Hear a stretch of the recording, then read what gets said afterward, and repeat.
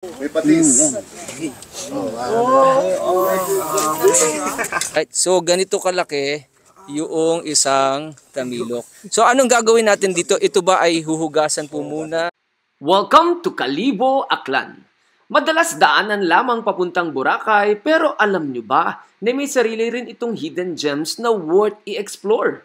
Bukod sa pagiging gateway ng white sand beaches, Kalibo is home to the Bacawan Eco Park, isang napakalawak na mangrove forest na nagsisilbing tahanan ng iba't ibang wildlife. At syempre, hindi natin maakalimutan ang Ati-Atihan Festival, ang mother of all festivals sa buong Pilipinas, sa tunog na makapangyarihang drum beats, makukulay na kasuotan, at walang sawang street dancing. Ibang level ang energy dito. Sa episode na ito, samahan nyo kami as we go beyond Boracay and explore the beauty of Kalibo, Aklan. Let's go!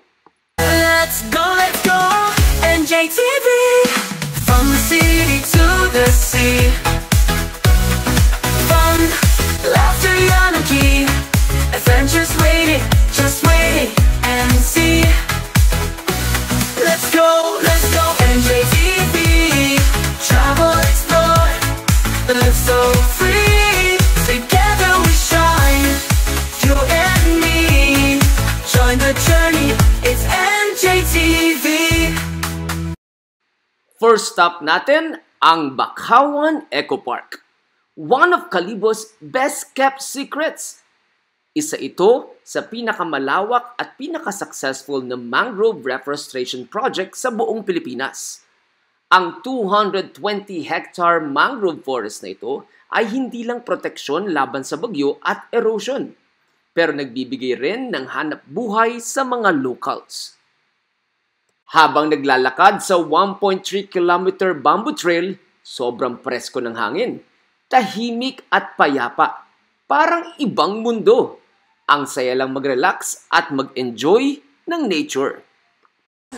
Hey guys, so we are here at Kalibo, Aklan in time for the Ati-Atihan. Siyempre, we are going to visit the Bacawan Eco Park. Saan itong lugar, ate? Sa New Buswang, Kalibo, Aklan. New Buswang, Kalibo, Aklan. O para sa mga nanonood sa atin, how much ba ang entrance nila pag pumunta sila rito? Local na tourist is Kalibo is 60 pesos. Okay. Pag non-Aklanon is 120. Okay. Senior na non-Aklanon is 60 pesos. At Okay. saka student. Para sa students, magkano ulit? 60 pesos po, senior at 60 student. pesos. Okay. Pero yung mga Aklanon, Ako ay aklanon ako. 60 pesos po. Pag senior at student Gali, is sige. 40 pesos. okay. So, ano Well, ba ang ako, may expect nila senior. kapag pumunta sila dito sa Bacawan Eco Park? We have tamilok and tapos kayaking. Okay. Pwede sila magkayak. Pwede magkayak, okay. And then, Ang rate ng kayak namin, sir, is 302 person po yung makasakay. alright. So, 300 At per... saka sa Tamilok naman po is 300 per demo. 300 per demo. Okay, so mamaya makikita natin yung kanilang tinaguriang tamilok, no? So mamaya papakita natin yan. So papunta tayo ngayon. We have our guide here, kasama natin si Kuya. Kuya, what's your name? Pakilala ka naman.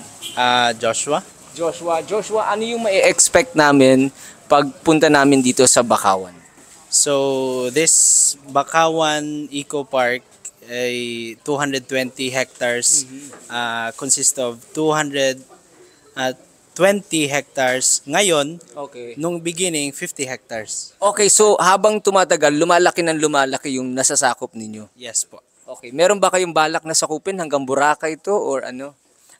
This allotted area is yun lang po yung Na-approve. yes, ng Okay. DENR. Oh. So ito po yung lalakarin natin, 1.2 kilometers po yan. Okay, 1.2 kilometers. And then inside, may iba-iba namang, may mga canteen. Kanina nakita natin, there are also coffee shop inside. There are some boardwalks and waterways at mga bridges na pupuntahan natin. Alright, let's go. Ano nga ba yung species daw kapag umaangatis kapag low tide is? I have no clue. You have no clue. Paki-explain nga po in English, ano ba yung umaangatis pag low tide is? Miss Grace Periquet. Hindi ko alam yan kung ano sinagsasasabi mo dyan. Ito yung Napasimuno siya eh. Okay, sige. Let's go. Alright. So ito yung mga nag-uumpisa pa lang na tumubo na mangroves, tama ba? Yan po yung roots. Ayan yung roots. Okay. So yan po na species. So ito pong species na to nakikita natin is piapi. Piyapi. Yes Okay. po. Alright. So may iba-iba palang species. So guys, tandaan nyo, 25 species ang iikutin natin ngayon. Meron po tayong mga visitors na gusto magpa-demonstrate kung paano bibiyakin yung kahoy and Okay. kumain ng tamilok, doon po tayo. Okay, so ngayon mawi-witness natin daw yung tamilok, guys. Usually ito yung tamilok ay nakikita sa loob ng mga branches ng Patay po na branches. batay na branches. Pero may mga nabubuhay na tamilok doon sa loob. Okay, sige. Halika, puntahan natin. Okay, so guys, nandito tayo ngayon kung saan ide-demo sa atin ni Kuya kung paano kinukuha or hina-harvest yung tamilok. Ang tamilok usually, Josh, dito ka. Saan ano ba to? Palutang-lutang lang ba to sa mangroves natin? Actually, dito sila nagre-reside sa dead na branches ng bakawan. Okay. Pero itong dead branches na to, palutang-lutang lang siya kung... Yes po. Okay. So that makes a very good environment for the tamilok to live in kasi yung mga nutrients na meron yung dead branches natin na to. Okay? O sige, so ngayon, lalagariin natin.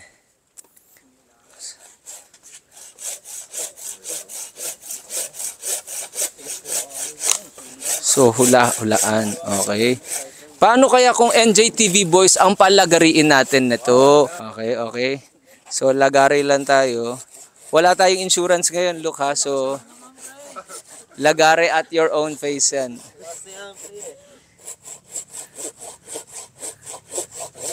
Yun. What if simas naman? Malaki ba ang branch? Kung malaki ang branch, malaki din ang laman. Okay, okay.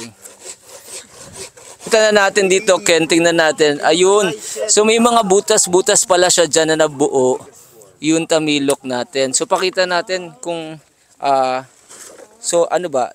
Kukuhilahin ko. Right. So ganito kalaki yung isang tamilok. So anong gagawin natin dito? Ito ba ay huhugasan po muna tapos or ibababad sa suka? Huhugasan muna. Huhugasan muna. Okay. So ang unang magta-try nito ay si Samuel. Let's go. Right? Okay. Taktak muna natin para lumabas. Itaktak para lumabas. Ayan. Uy. Ang dami. Dito ka, Samuel. Huhugasan muna. Ay, ito na lang yun sa'yo. Mas mahaba. Wow. Oh my God! Grabe. Oh wow! Grabe ka be. Alright. So ngayon, ang proseso natin. Okay, so ilalagay muna natin dyan. Isasawan ka lang natin. Pero may tintala eh. Ito. May patis. Alright. So basically guys, ito ang nakuha nating tamilok. Na ito ang titikman ng NJTV team ngayon. Huhugasan muna daw ito ngayon. Okay? So paano daw huhugasan? Uy, alam nyo ba ang tamilok is rich with calcium and zinc. And this is very, very good. And it's healthy for you guys. So you all have to try it. Check out mo na yan. Ay, ang laki ng ulo. So yung ulo this time, ito yung ulo na hindi mo kakainin. Ito yung ulo na hindi mo kakainin. So sa buntot mo sisimulan. Yan. So nililinis ni Kuya yung ating tamilok. So bubulat-latin mo talaga siya para yung mga dirt doon sa loob ay makuha, matanggal natin, no? Eto ba kuya, minsan pwede ba itong lutuin or ihawin? Pwede. So ano yung mga pwedeng luto na ginagawa niyo? Pwedeng adobo. Ay, na-adobo nyo to. Okay. Or kilawin, pwede. Pwede maging kilawin. Okay. Pwede din ba itong breaded, ganun? Tapos ito tusok-tusok, no? Pwede. So ito, sabi mo kuya, kaya niya mag-create on its own. So hindi niya kailangan ng mating. Sa sarili lang niya. Ang lungkot naman ng buhay. O yun kuya, ilang buwan ba or weeks or taon bago mag-reproduce ang isang tamilok? Isang taon. Isang taon, okay. Nang ganyan na siya kalaki. Okay. Alright. Ito ba? Sausaw ko na lang kuya. Oh, babad mo. So babad. Matagal. 10 hours. Ito na lang. Alright, so ito na yung mga nalinis nating tamilok, guys. Itatry ni Samuel. Kakamayin ko yung sausawan eh. Okay. Alright. Ay, ang bilis. O, anong lasa? Lasang ano lang? Lasa? Oyster. Ha? Oyster. Okay. Alright. Oh, come on. Sige, try natin to, no? Wala man sumiksi. Okay. Fresh tamilok. Nice. Very good. Actually, masarap siya. O, ako naman, I'll try. Hawakan mo lang. I will try the... Wow. Asa tequila? Ang lalaki. Wala bang maliit lang? Alright, let me just try this one. And then, may calamansi and vinegar. Right? Wow.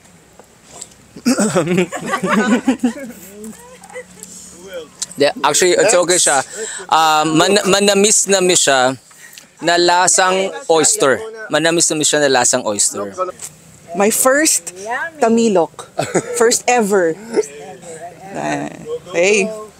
Epa, 1, 2, 3, go! Oh, how is it? Masarap siya. It's good. Manamis-namis. It's good. Ito, sige, Jat. Alright. You'll be shocked. It's like $1,000 bucks. Okay. Saan mo tong green pala yung kinakain yan? Hindi mo ulitin.